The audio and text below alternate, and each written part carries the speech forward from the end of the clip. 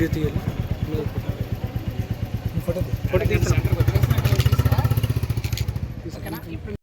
మన సోదరులందరికీ ముఖ్యంగా రాయప్ప గారు అలాగే సామయ్య గారు వారితో పాటు 4వ వార్డు 5వ వార్డు నుంచి వచ్చినటువంటి లీడర్స్ మన దేవి గారు కానీ అలాగే సుభాన్ స్వామి గారు కానీ మిగిలిన పెద్దలందరికీ కూడా నా హృదయపూర్వక నమస్కారాలు.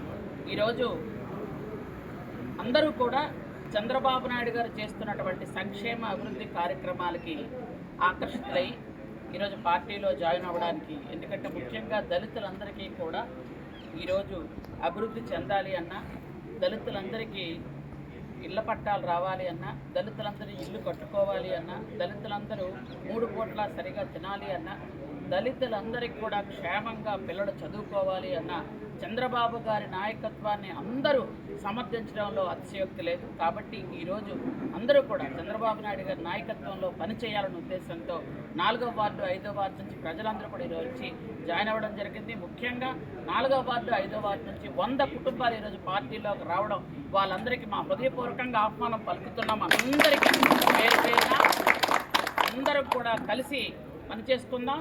అందరికీ కష్టకాల్లో మేము తోడుగా ఉంటాం. మీ అందరికీ ఎటువంటి సమస్యలు వచ్చినా, ఎప్పుడు ఏ సమస్య వచ్చినా మేము అందుబాటులో ఉంటామని ఈ సభాముఖంగా మీ అందరికీ తెలియజేసుకుంటూ, ఈరోజు వచ్చేసిన మీ అందరికీ పార్టీ పరంగా ముఖ్యంగా మహిళలు పెద్ద ఎత్తున వచ్చారు.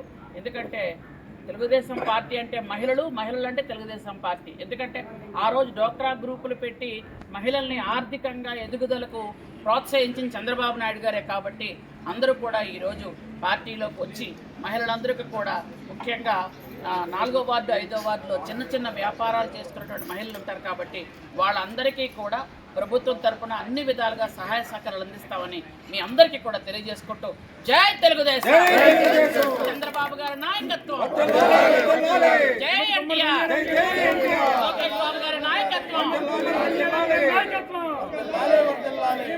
సంజయ్ రాణి గారి నాయకత్వం, తెలుగుదేశం.